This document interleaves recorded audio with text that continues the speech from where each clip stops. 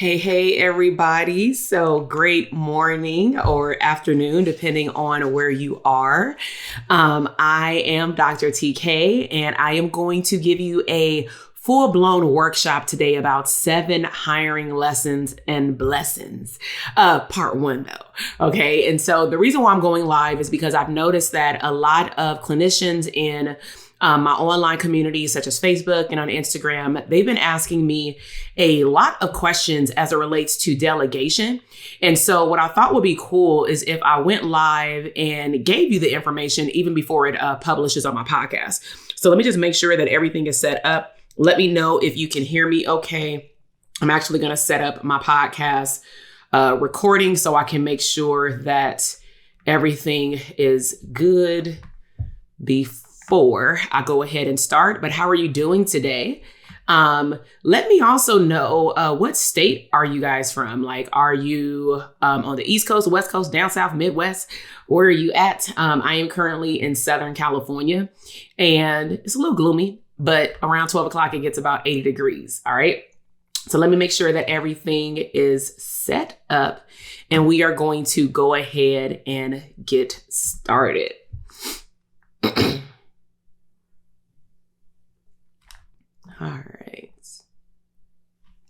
All right. So I'm good on YouTube. I'm live. Just wanted to make sure I was there. All right. So make sure that you get your pen and paper. I'm going to go ahead and press record for my podcast, and then we'll go ahead and get started. I'm also going to switch the screen because I am an avid professor. And so I know how important it is to take notes and to have the information. Okay. If you haven't already, make sure that you subscribe to the channel, turn on the little bell so you can be notified when I'm going live, and then stay to the end so that I can also share with you how you can get more goods as it relates to mental health businesses. All right, so let's go ahead and get started. So like I mentioned, my name is Dr. TK. I am a licensed clinical psychologist and the #1 therapist business coach. And I want to welcome you to my podcast called Therapists Deserve Abundance. Today, we are going to be talking about 7 hiring lessons and blessings. Okay, part 1. And anytime you see part 1, that means that you know there is going to be more parts. Okay. So just to give you an overview of what we're going to be talking about today, I thought it would be good for me to give you the background of, where this information is coming from. And so current date 2021, I have a solo practice. I actually started my private practice in 2012. I started just part-time, also having a full-time job working at a government agency, the County of Los Angeles. I was working in juvenile facilities. And at that time, we had 3 hours. We had 3 days off a week. And so I started very much part-time, 1 day a week, half of a day. And then over time that grew. I also recognize that over time, the information started being passed around in terms of my level of expertise related to building a private practice from scratch, just from the things that I had learned.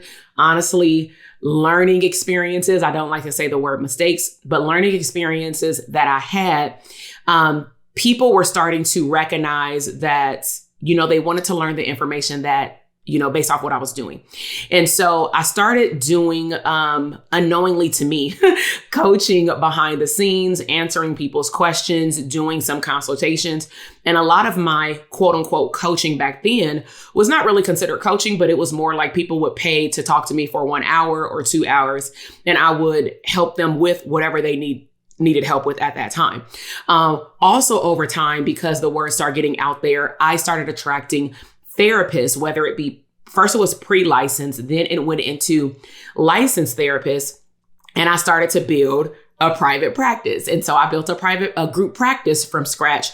And in the beginning, I had 1 intern, and then she told her friend about it. I interviewed her friend. She was a good fit. Her friend also saw clients that I was attracting, but that I no longer saw because I started to niche down. So I thought to myself, okay, I'm going to see this one group of people, and both of these clinicians also are developing their own niche, their own level of expertise. So I can supervise them, and I can also grow my practice at the same time. So it was a win-win. And they were also learning just how to work in a private practice setting beyond their 9-to-5 job at like nonprofits and community agencies. And so as I hired the team, of course, that came with me understanding or needing to understand onboarding processes. And so during that time of having a group practice, I incorporated, my group practice was called Resilient Community Psychological Corporation. Other things that I had to do was hire a HR company so that they can create a employee handbook. I also needed to understand the state regulations regarding HR. So all of that led to me needing now an admin team member. And I will say that I'm very grateful for the knowledge that I learned early on as it relates to business, simply through studying for my licensing exam. So I remember there was a particular section on my licensing exam. It was literally 12 pages of content in our study binder, and it was on organizational psychology. I graduated with a doctorate degree in clinical psychology. They don't talk about organizational psychology. And some schools may have it as a rotation or a course, but we didn't. So I believe that that was my first breakthrough into understanding psychology from a business perspective as it relates to structure, as it relates to growing people in your company, vertical or horizontal, meaning their pay goes up or their task or the things that they're in charge of, get spread out and things like that. And so I'm very grateful for that first sneak peek just to understand how important structure is to a company. But I also realized, and this may resonate with you as a therapist, especially if you have a business, a practice, or streams of income, is that most of us, unless this was your role at a previous job, most of us are not an HR expert. But I knew that I loved to meet new people. I knew that I needed help because the referrals kept increasing. The referrals did not stop. And I recognized quickly that if I'm going to, what I now know, scale my business and work less while earning more, I have to put systems in place. Okay. So I now want to go through 7 things that you want to consider that I learned from hiring individuals. And today I'm specifically going to talk about group practice, but it doesn't mean that these things will not be applied to a solo practice, because similar to my experience, sometimes things organically come to you. And if it feels in alignment with who you are and where your business is going, then you may need to know these things anyway.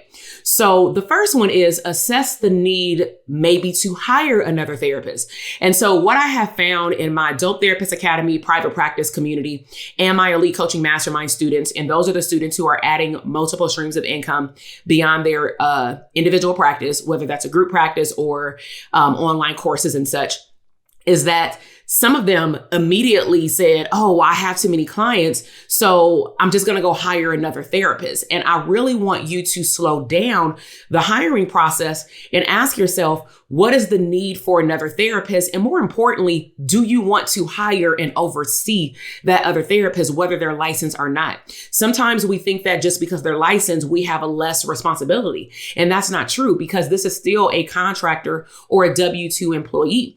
So some of the things that will help you assess your need to hire either one therapist, or for those of you who may already have a group practice, your need to hire an additional therapist, is first look at your caseload. One, do you need to get clients off your caseload? Are there referrals constantly coming in? And maybe they highlight clients that you see, or better yet, they hire clients who maybe at one point you love to see, but you don't have a passion to serve that group anymore, but you still want them to be served. Maybe you serve adults, maybe you serve parents, and they keep talking about they wish their child could find a therapist, or a couple comes in and you recognize they need individual therapy. Wouldn't it be cool if maybe they're not ready for family therapy yet, but it's clear that they need to get rid of baggage and process baggage? So then you would hire a therapist maybe to see the other partners plus other family members. So look at the type of referrals that are coming in as it relates to the need to hire a therapist. Another thing you want to consider before you hire another therapist is, based off the referrals, that will dictate the expertise that the therapist should come in with, especially if they're licensed. Other considerations are hours. Are there clients requesting services from you and you no longer work certain hours like weekends or evenings or Friday evenings? I used to work with a working class. I knew when I had my physical office that a lot of my teenagers or kids back then, they would see me on Saturdays, and that would work out well unless they played sports. But some of the kids played sports and they couldn't see me even after school. Back then, we weren't doing virtual telehealth. We were coming into the office. So I needed to assess what hours are clients requesting that I don't have availability for? And can I find a therapist that doesn't mind working those hours? Okay. Now, one more thing that you want to consider when you're looking at hiring a therapist is the schedule of the way that your practice runs. If you have a physical location, what is the schedule for the building for maybe a receptionist if you're in like a virtual office setting? What is the schedule for the therapist? Do you need them to work all day? Do you need them to just be available 2 times a week in the evening? Or are you really looking for someone to work on the weekends, either a Saturday or a Sunday or both? All of these have to be considered, okay, before hiring a therapist. And these are the things that we teach in the Elite Coaching Mastermind, in which we open up the doors once a year, because these are clinicians who, none of us learned how to run a group practice, let alone create one. But we're usually taking the information that we learned from a solo practice and we're applying it to a group practice, and they're not the same, okay? So the next thing you want to assess are your finances before hiring additional team members in your practice. And so first things first, what is your entity type? And what does your entity type need to become if you hire someone? Now, as a disclaimer, I'm not a CPA. I'm not a tax professional. I'm not a person who helps you put together a S Corp, C Corp. I am not even the person that will break down the differences. First off, as a licensed provider, you have to be very familiar with your board and your state regulations around what type of entity you can and cannot have. So for example, as a psychologist, even because I have a coaching business and I have a mental health business, I have to have an S Corp. I have to have an S Corp because that is the rules of the psychology board, especially when I'm going to say I'm operating using my psychology degree. So even though I'm not a psychologist to the therapist that I coach, I'm still using the phrase and my authority and expertise as a clinical psychologist, having opened up, all of these streams of income and businesses to help therapists understand that, like, I'm an expert at what I do. So in that aspect, if someone were to go to my website, even though it's for coaching, it's going to still highlight that I am a psychologist. So just to make it clean, it's easier for me to have an S Corp, right? I cannot have an LLC. So you have to be able to check to see what is the entity type that is regulated per your board in your state. Other things to consider with finances is based off of the IRS rules. Again, talk to a tax person or a CPA, is you have to determine with the IRS regulations if the people that you hire are going to be W-2 or W-9. And really what it boils down to is the level of power. So for example, in California, they start cracking down on this back in 2018 hard. In terms of group practices, we converted all of our clinicians to W-2 employees. So clinicians coming in, maybe straight out of school, they didn't understand this because professors would typically give them minimal information and usually would just share, oh, it's a 60-40 split. It's a 7-30 split.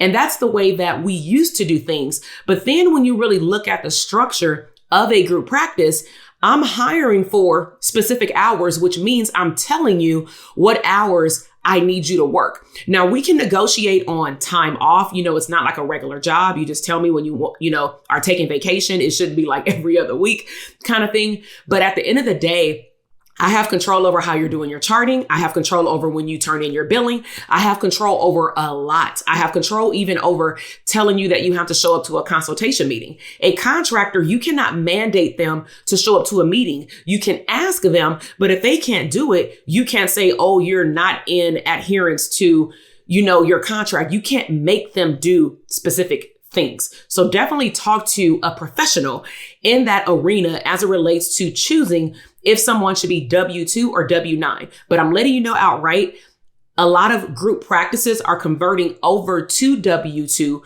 which means that the split is decreased amongst multiple states. And so if you are a therapist thinking that you're going to go work in someone else's group practice and you're going to get 60 or 70% while the office, of course, keeps the rest due to overhead, taking care of everything for you, those rules are slowly changing.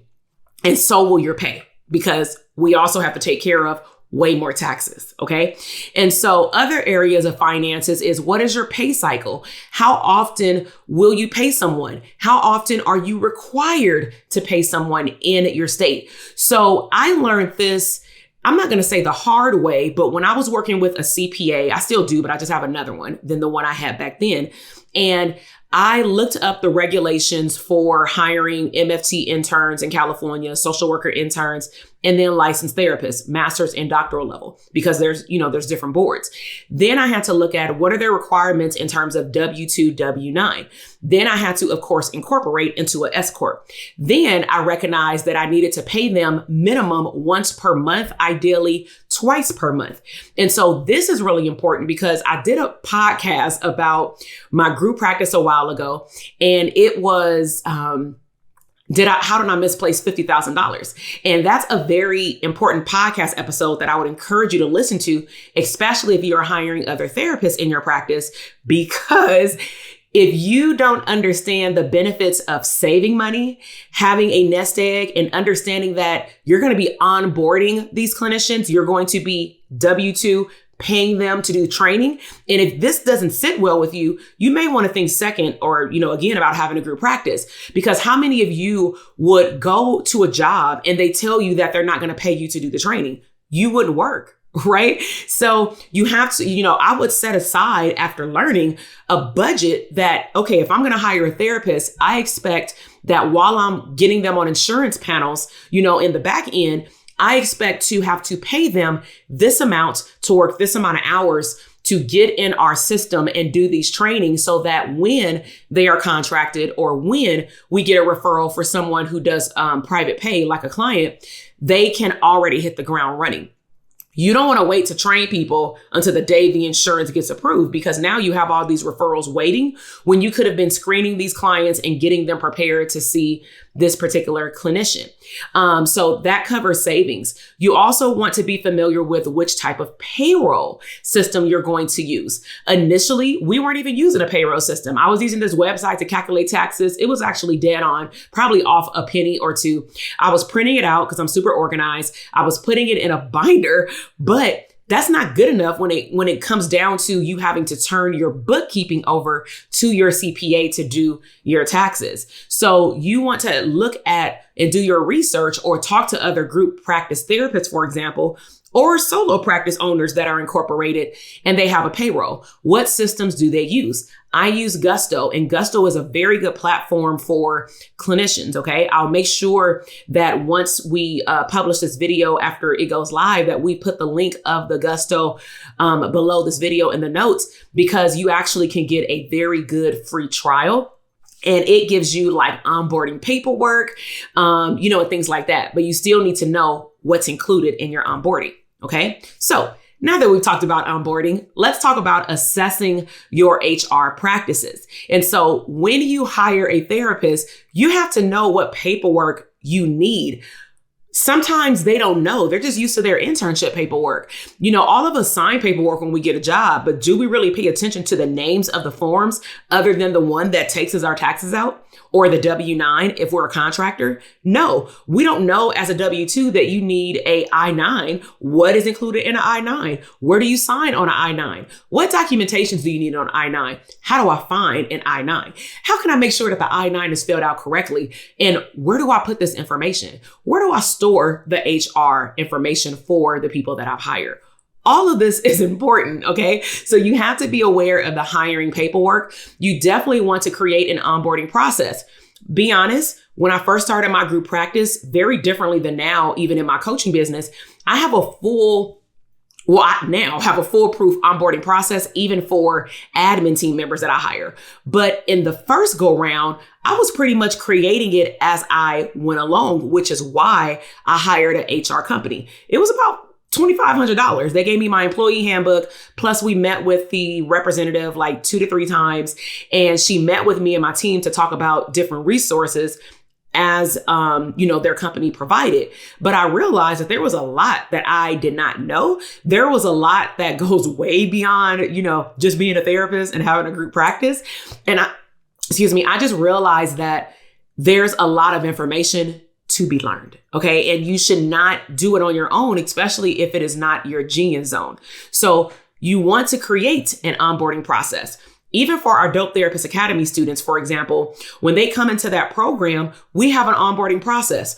They go to the enrollment page. They then go to a thank you page. On the thank you page, it's a video saying, please watch this entire 7-minute video so that you can know what to expect. You can know what to find. We're going to talk about expectations as a student. We can tell when some people bypass our full onboarding process because we will get emails within 24 hours of them signing up saying, where's the Facebook link? Where's the course? And then we check and we're like, did you sign a contract? No, the contract was on the thank you page. The contract was also on the first email that you received right after you signed up. And we're going to send another email 2 days after to make sure that you got the contract and the Facebook link and all these other things within the first 3 to 4 days of you signing up. So onboarding processes are really important because it automates your business.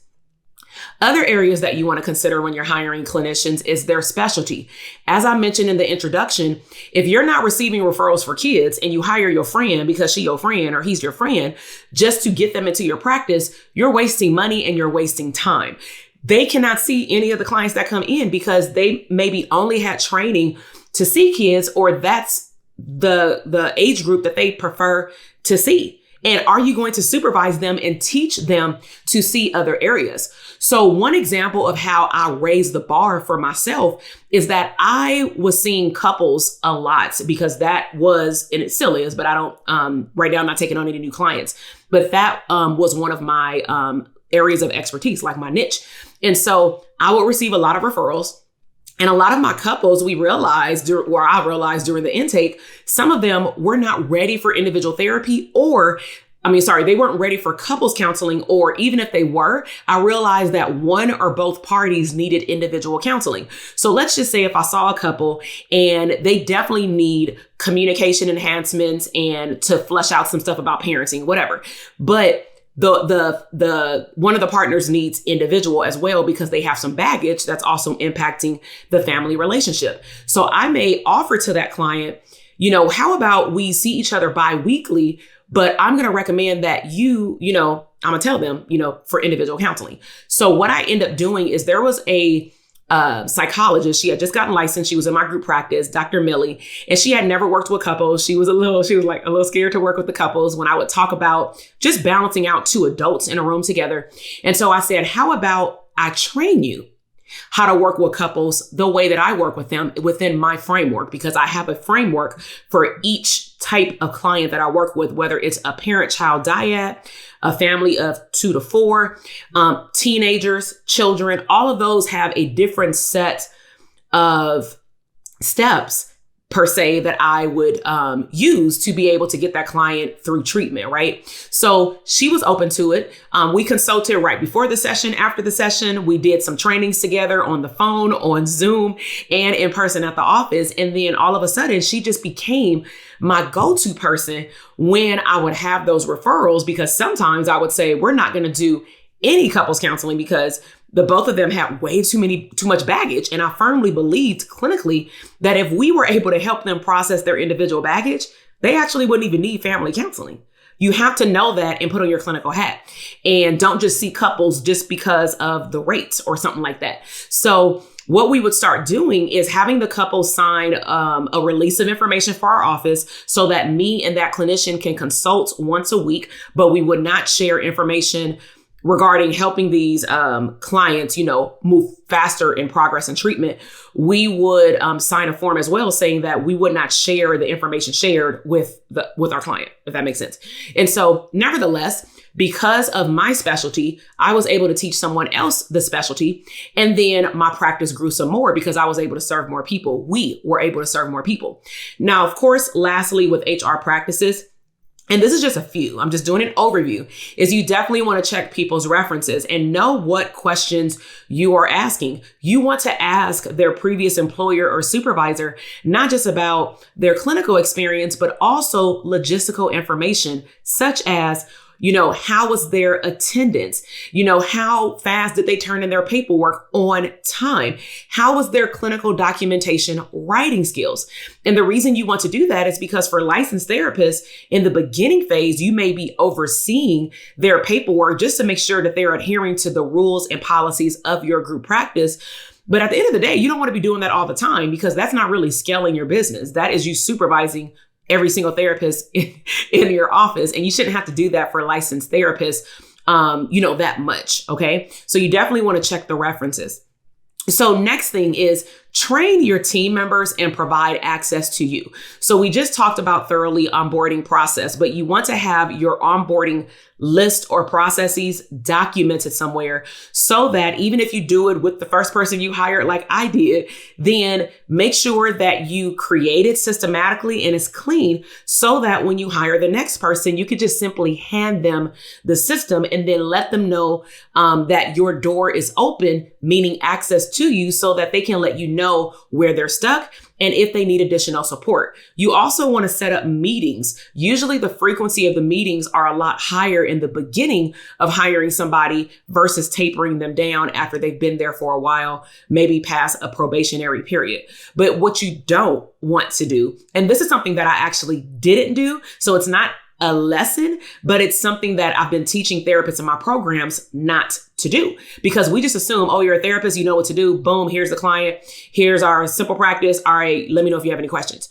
You have basically thrown these people out to the sharks. That is not okay. So you definitely want to be meeting with your clinicians, even if they are licensed, to make sure that they understand your systems, right?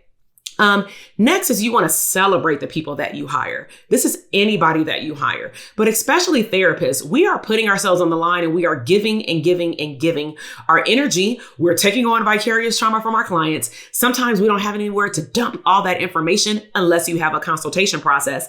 And so you want to celebrate people that you hire throughout the year. So this is one thing that I learned that I wanted to do more of. Nothing bad happened, but I recognize being an employee that I do a lot better in settings where even a supervisor beyond a performance evaluation tells me what a great job I'm doing. Or if I know that I'm meeting the billable hours, instead of just highlighting the people who are not, why don't you also highlight the people who are actually doing their job thoroughly? Because sometimes we solely focus on the lack, like what people are not doing, and we seldomly focus on the people that are winning. So you want to celebrate people in your company, and you also don't just want to do it during the holidays. During the holidays in my business, we would like do consultations. We would go out to dinner, just as therapists at some point. But then during the end of the year, I made it a habit to go across the street. We had a cheesecake factory at the mall, and we would go over there, and I would even invite my husband and whoever else from home was working in my company that helped me out from time to time. And we would all just have a good lunch together, like on a Saturday, and, they can order whatever they want, full of appetizers, a drink, and, no work, we done, all play. And we just are getting to know one another and talking about the holidays, talking about who's going to visit family during the holidays, and just get to know one another.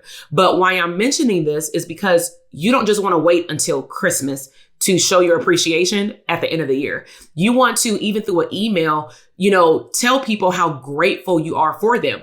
I've been learning how to do this for the last 2 years, and I'm getting better and better, where even every time I send my team members a training video, I will start it off or end it by saying, I'm super grateful for your part on our team. I love your hard work. I make sure that I put that in an email or a training video somewhere so that they know that I appreciate them.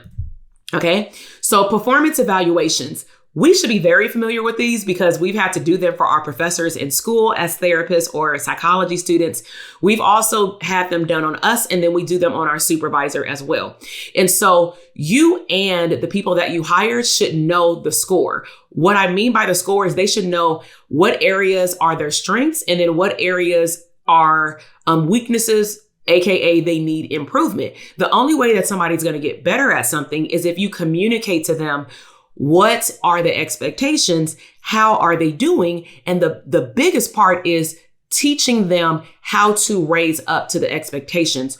Never make assumptions. Now, I also believe that closed mouths don't get fed. And so as a team member, I always say now in an interview process that I am looking for people that don't mind also letting me know what they need to do better at their job. I don't want someone who is silent the entire time and that is a yes, ma'am, because that's not going to help my business grow if I don't know that you're lost. I may be thinking you mastered it because you checked it off and I see that it's done. But the truth of the matter is it took you way too long to do it, maybe because you were stuck. You tried to troubleshoot on your own. You went to Google or YouTube versus just simply sending me a text message saying, hey, do you have time to talk today? Or, hey, I don't know how to do this. Can you send me a video? I don't see a video in my training manual. And I'll do it, right? But when you know the score, that leads to growth in your business, okay? The next thing is bonuses and promotions, which is pretty much tacked on to celebration. So I would encourage bonuses, whether it's time off, a mental health day, or an actual paid bonus. And so when you want to do a bonus, of course, you want to talk to your tax person or CPA to see also logistically, based off of profit and loss, what makes sense. And so you first want to decide the frequency. How often do you want to give a bonus? Do you want to give a bonus actually at the end of the year? Do you want to give a bonus depending on the type of business that you have? Like for a coaching business, I may have a bonus after a launch, but you want to have these things written down so that it's not like, oh, I want to do a bonus today. That's not written in your plan. Okay. Maybe you want to give a bonus based off of someone's work hours.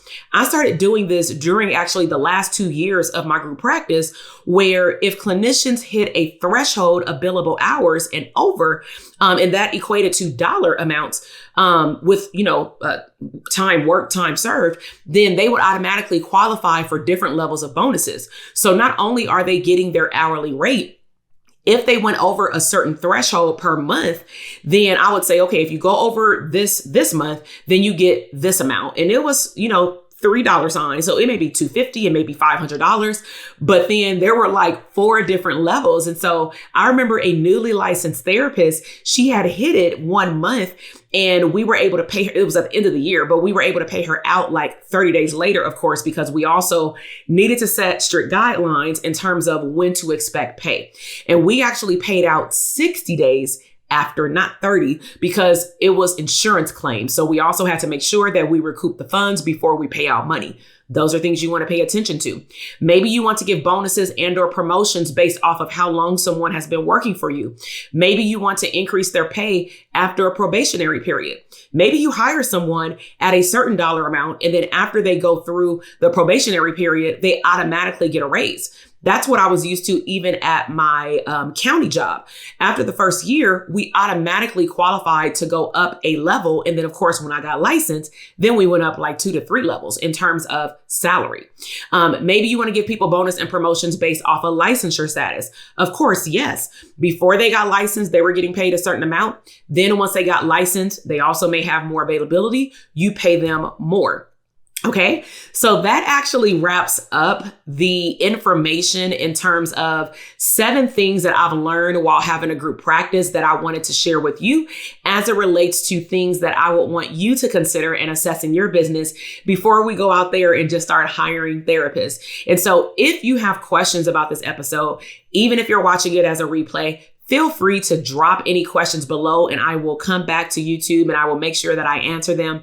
If people are listening on the podcast, you can always, DM me on Instagram. But the best way to stay in connection with me is to text the word abundance.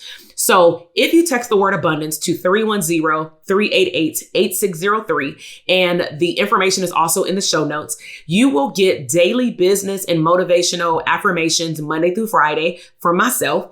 You will also be able to get access to the link to our freebie library that has branding and marketing tips for manifestation hacks, abundance checks, and things like that. And then more importantly, you'll be able to stay in connection with myself in terms of me announcing some things that are happening happening for the upcoming year. If I have CE workshops, you'll be the first one to know. When we open up the doors to any of our private practice or scaling business programs, you will be the first group to know. And so you definitely want to stay motivated in your business. You want to stay connected to like-minded individuals that want to see you win.